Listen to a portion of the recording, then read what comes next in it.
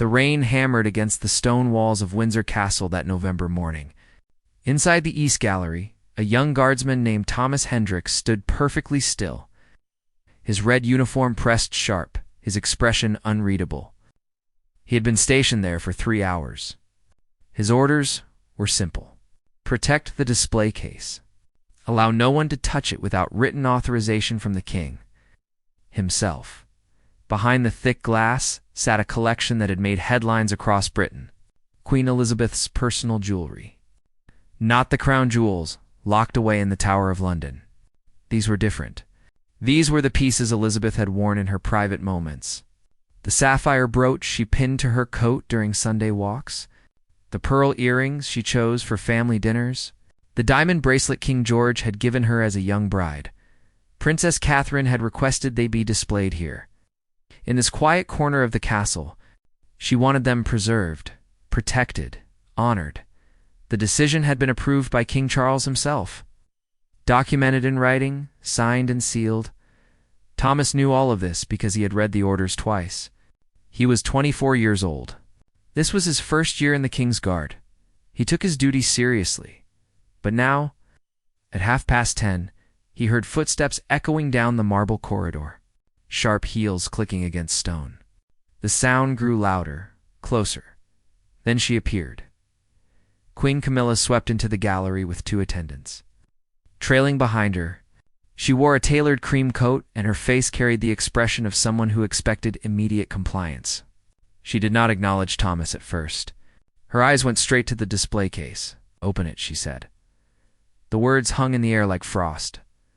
Thomas felt his pulse quicken, but his face remained calm. He had trained for moments like this. Moments where authority met protocol. Where respect collided with duty. "Your Majesty," he said, his voice steady, "I have orders to protect this display. Only written authorization from His Majesty can—" "I am giving you authorization," Camilla interrupted. Her tone was not cruel, but it was firm.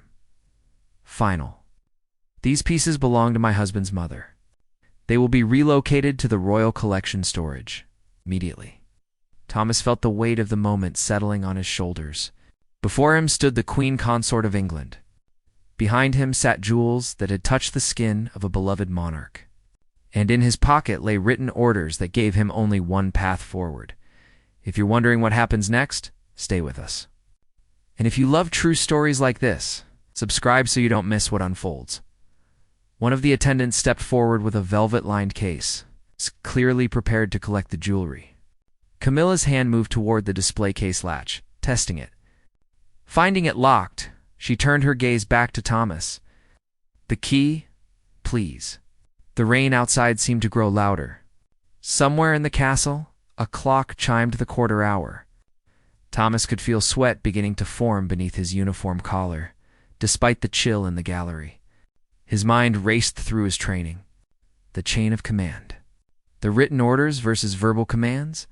The consequences of defying royalty versus the consequences of disobeying direct protocol. He thought of his father, who had served in the Guard for 30 years. He thought of the oath he had sworn. He thought of Princess Catherine, who had carefully chosen each piece for this display. Honoring a queen who could no longer speak for herself, Thomas straightened his spine. Another impossible degree. "I cannot do that, Your Majesty," he said quietly. "Not without written authorization from the king." The gallery fell into a silence so complete that the rain against the windows sounded like thunder. Camilla's expression shifted. Surprise flickered across her face, then something harder. Something that made the air feel dangerous. The attendants exchanged glances. One of them, an older woman with silver hair, looked genuinely alarmed. She had probably served the royal family for decades. She had probably never seen anyone refuse a direct command from the Queen Consort. Camilla took a step closer to Thomas. Not threatening, exactly, but deliberate. Her voice dropped lower, taking on a tone that suggested patience wearing thin. "Young man, I understand you have your orders. But I am queen, my husband is king. These jewels are family property, and I am deciding where they belong. Now unlock this case." Thomas felt his heart hammering against his ribs. Every instinct screamed at him to obey, to avoid confrontation, to make this problem disappear. But deeper than instinct lay something else. Duty. The kind that didn't bend just because bending would be easier. "Your Majesty," he began, keeping his voice respectful but unwavering. "I have the greatest respect for you and for your position. But my orders come directly from His Majesty the King. They are written and signed. They state clearly that only he can authorize any changes to this display. I must follow those orders." Camilla's jaw tightened. For a moment, Thomas wondered if she would simply have him removed. She had that power. She could summon the head of the guard. She could make a single phone call and end his career before lunch. But she did something unexpected instead. She studied him, really looked at him. Her eyes traveled from his face to his uniform, to the way he stood, unflinching, between her and the jewelry case. And in that moment, something shifted in her expression. Not anger exactly. Something more complicated. "What is your name?" she asked Guardsman Thomas Hendricks, "Your Majesty." "How long have you served, Thomas?" 10 months, Your Majesty." Silence stretched between them. Outside, the rain continued its assault on the ancient windows. Somewhere deeper in the castle, voices echoed and faded. The silver-haired attendant shifted her weight nervously. 10 months, Camilla repeated softly. Then, more to herself than to him, "And already you understand duty better than men who have served for years." Thomas said nothing. He barely breathed. Camilla turned away from him, pacing a few steps toward the tall windows that overlooked the castle grounds. Rain streaked down the glass like tears. Her reflection looked smaller somehow, more human. "You know why I want these pieces moved?" she said, and it wasn't really a question. "You've heard the whispers, I'm sure. The staff talks. The papers write their stories. They say I'm trying to erase her, to replace her memory with my own." Thomas remained silent. He had heard those whispers. In the barracks? In the corridors? Palace staff spoke in hushed tones about the tension between old loyalties and new realities. About Princess Catherine's quiet determination to preserve Elizabeth's legacy. About Camilla's struggle to find her own place in a role that had been defined by another woman for 70 years. Camilla turned back to face him. Her expression had softened, but her voice carried a weight of exhaustion that seemed to age her in the gray morning light. "These jewels belonged to a queen who was loved beyond measure. I know I cannot replace her. I never wanted to. But every time I walk through this castle, I see her. I feel her. And everyone expects me to simply exist in her shadow without question." She paused, her eyes moving to the display case. "I thought if I moved these pieces to proper storage, if I made space for the present instead of living in a shrine to the past, perhaps people would see me as more than just a replacement." The honesty in her words caught Thomas off guard. He had expected anger, commands, perhaps even threats. But not this. Not vulnerability from a queen. Still, his orders remained clear. "I understand, Your Majesty," Thomas said carefully. "But I cannot." "I know," Camilla interrupted, and this time her voice was gentle, almost kind. "You cannot. You have your orders, and you are right to follow them." She moved toward the door, her attendants quickly falling into step behind her.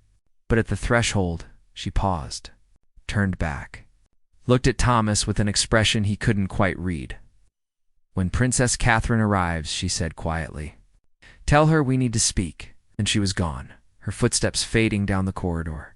Swallowed by the vast emptiness of the castle, Thomas stood alone in the gallery for 20 minutes after Camilla left. His legs trembled slightly. The adrenaline that had kept him sharp during the confrontation now drained away, leaving him feeling hollow and uncertain. Had he done the right thing? He had followed his orders. That much was clear. But the look in Camilla's eyes, that moment of raw honesty, haunted him. She wasn't a villain in a story. She was a woman trying to navigate an impossible situation. Asterisk. The sound of lighter footsteps broke his thoughts. Princess Catherine entered the gallery quietly, almost hesitantly. She wore a simple navy dress and her hair was pulled back in a casual way, It suggested she had come here on impulse rather than official business. Her eyes found the display case first, then moved to Thomas. "Guardsman," she said with a small nod. "Is everything all right?" "I received word that there was an incident." News traveled fast in the palace. Thomas straightened, though he felt suddenly exhausted. "Your Royal Highness, Queen Camilla was here. She requested access to the jewelry. I informed her that I required written authorization from His Majesty. She left without pressing further." Catherine's expression remained neutral, but Thomas saw something flicker in her eyes. Concern, perhaps, or sadness. "She wanted to move them," Catherine said softly. "It wasn't a question." "Yes, Your Highness." "To the Royal Collection storage." Catherine walked slowly toward the display case, her eyes moving over each piece. The sapphire brooch, the pearl earrings, the diamond bracelet. Her fingers touched the glass gently, as if reaching for something just beyond her grasp. "I remember the first time I met her," Catherine said quietly. "Queen Elizabeth. I was terrified. William had warned me about Sunday lunches at Windsor. The formality, the protocol, all the ways I might embarrass myself." She smiled at the memory. "But she wore this brooch that day, the sapphire, and when she saw how nervous I was, she told me it had been a gift from Prince Philip on their 10th anniversary. She said he had terrible taste in jewelry, but she wore it anyway because it made him happy." Catherine's voice caught slightly. She cleared her throat. "She wasn't just a queen to me. She was the woman who made space for me in this family, who taught me that duty and love could exist in the same breath. These pieces, they're not just jewelry. They're memories. They're lessons. They're proof that she was real, human, kind." Thomas listened, seeing the situation with new clarity.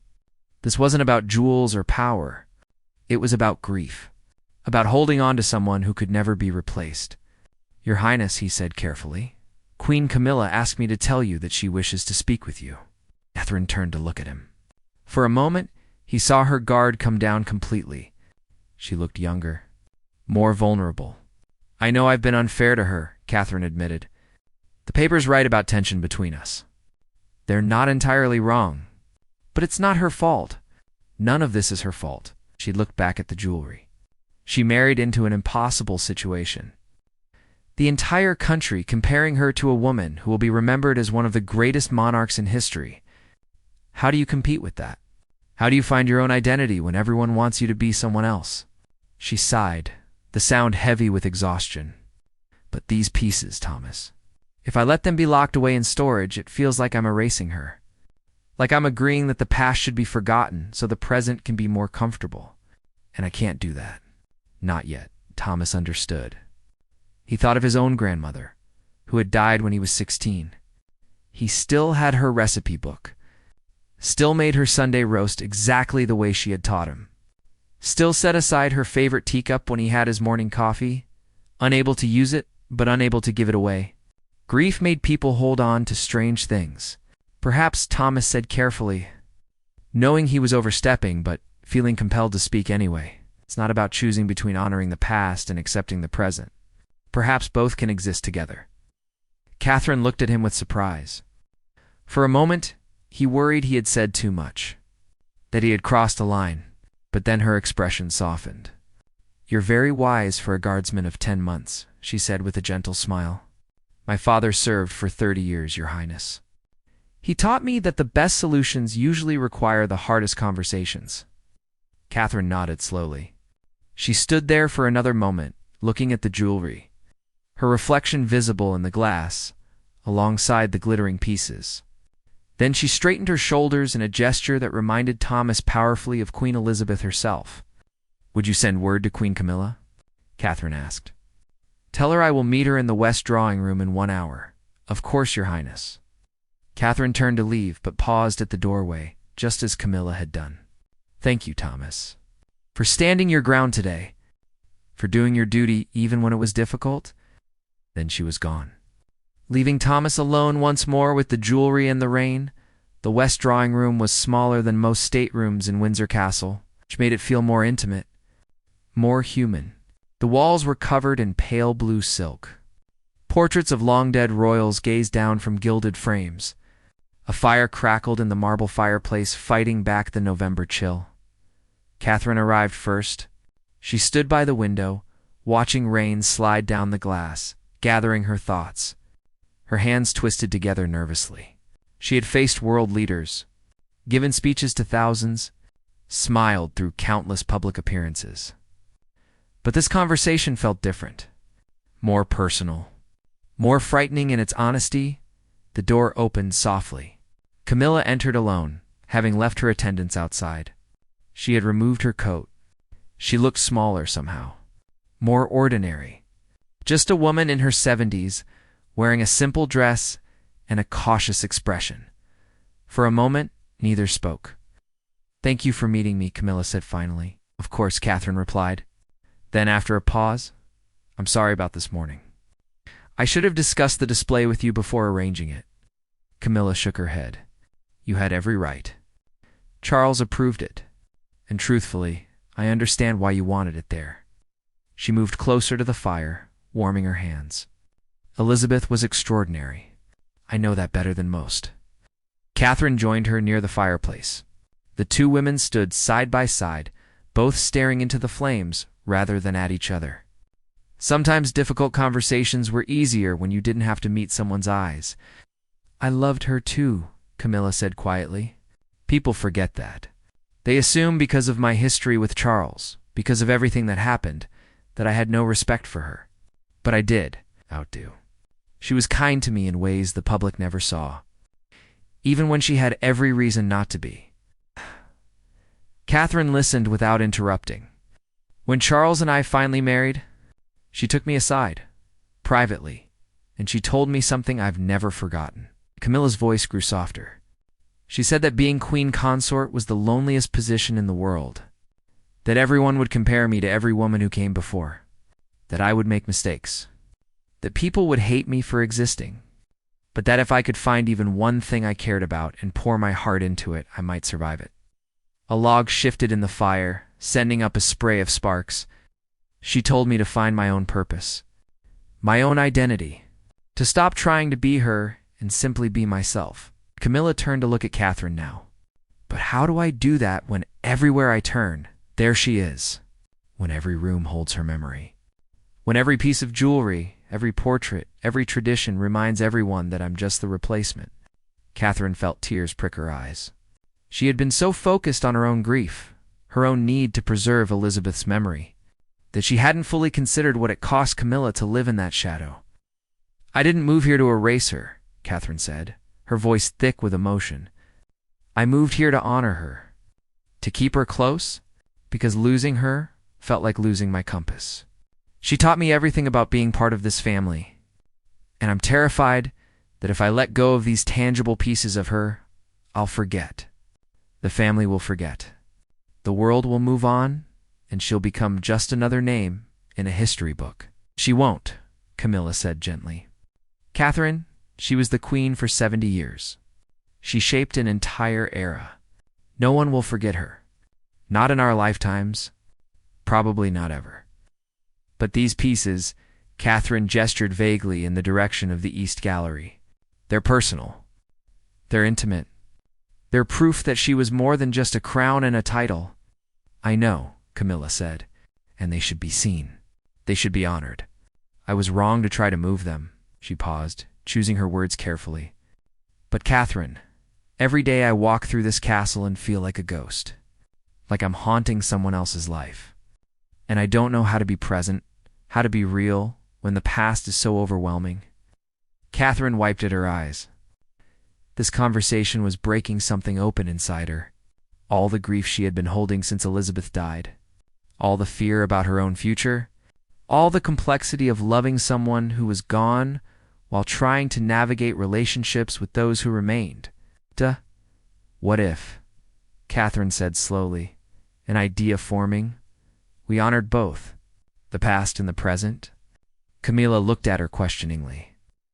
"What if we expanded the display?" Catherine continued, her voice growing stronger. "Queen Elizabeth's personal pieces, yes. But alongside them, we could include pieces that represent you. Your work, your patronages, your own journey, not replacing her, not erasing her, but showing that this family continues, that it evolves, that new chapters can be written without destroying the old ones. Camilla stared at her. For a long moment, she didn't speak. Catherine worried she had overstepped, that the suggestion was too presumptuous, too bold. Then Camilla's eyes filled with tears. "You would do that?" she whispered. "You would share that space? That honor?" "I think," Catherine said carefully, "that it's what Elizabeth would have wanted. She told you to find your purpose, to be yourself. Maybe it's time the world saw that. Not Camilla the replacement, but Camilla the queen consort, with her own story, her own legacy." The two women looked at each other then, really looked, and something passed between them. Understanding, respect, the beginning of something that might, time, become genuine affection. "I've been so angry," Catherine admitted. "At death, at change, at the unfairness of losing her, and I took some of that anger out on you." "I'm sorry. I've been so desperate to escape her shadow," Camilla replied, "that I couldn't see that you were just trying to hold on to someone you loved." "I'm sorry, too." The fire crackled.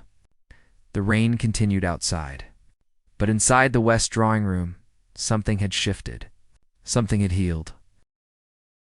3 weeks later, Thomas Hendricks stood in the East Gallery again.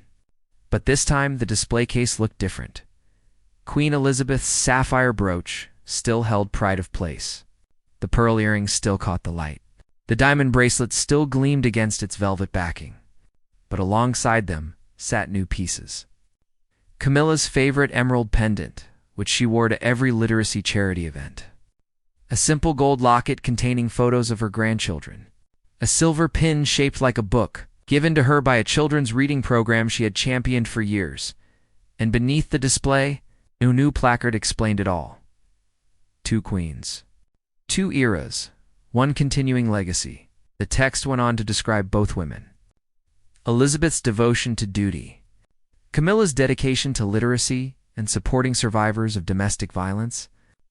It spoke of tradition and evolution, of honoring the past while building the future.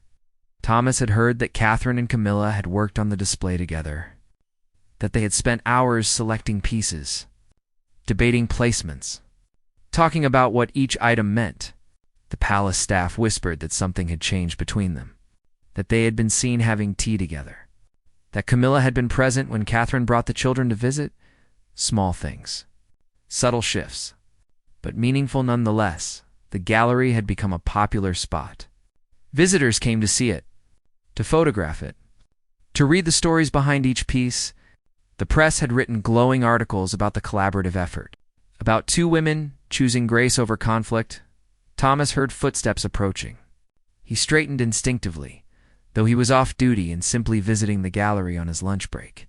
He had wanted to see the finished display. Princess Catherine appeared, walking alongside Queen Camilla. Both women were dressed casually. Both were smiling about something, their conversation warm and genuine. When they noticed Thomas, they stopped. "Guardsman Hendricks," Catherine said with a smile. "We were hoping we might find you here." Thomas bowed. "Your Royal Highness?" "Your Majesty." Camilla stepped forward, her expression kind. "We wanted to thank you properly. For that day in November, for following your orders even when it was difficult, even when it would have been easier to simply comply." "I was only doing my duty, Your Majesty," Thomas said. "No," Catherine interjected gently. "You did more than that.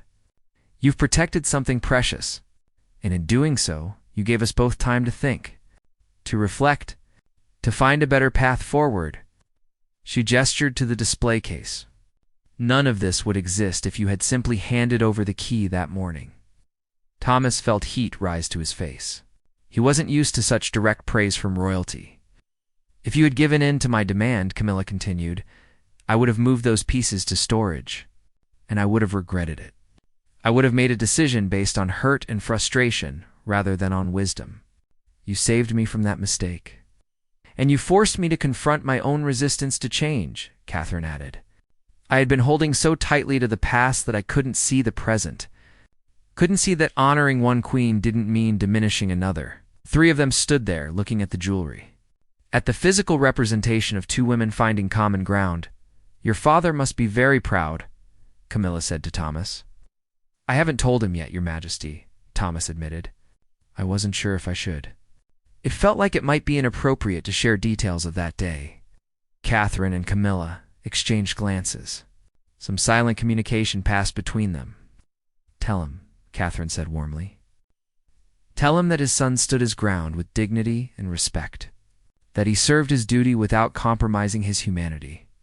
Those are the qualities this family needs, that this country needs." "Your father served for 30 years, didn't he?" Camilla asked. "Yes, Your Majesty." "Then he knows that the hardest moments are the ones that define us. Not the easy days when everyone agrees, but the difficult ones. When duty requires courage." She smiled at him. "You have that courage, Thomas? Don't ever lose it." Thomas felt emotion tighten his throat. He had joined the King's Guard to serve, to be part of something larger than himself, but he had never expected this. To be thanked by princesses and queens, to have played even a small role in something meaningful. "Thank you," he managed to say. "Both of you. For finding a way forward, for showing that grace is stronger than conflict." Catherine reached out and touched the display case gently, her fingers resting near Elizabeth's sapphire brooch. "She would have liked this," Catherine said softly. "I think she would have been pleased to see her pieces displayed alongside Camilla's, to see us working together rather than competing, to see tradition and progress existing side by side." "I hope so," Camilla said quietly. "I hope she knows that I'm trying, that we both are." They stood together in comfortable silence. Three people from different generations, different backgrounds, different roles, but united in this moment by a shared understanding that duty mattered, that kindness mattered, that sometimes the most important thing you could do was simply stand your ground with dignity. Eventually, Catherine and Camilla excused themselves. They had an engagement across the castle, some official function that required their presence. But before they left, Camilla turned back to Thomas one final time. "Keep standing your ground, Guardsman Hendricks," she said.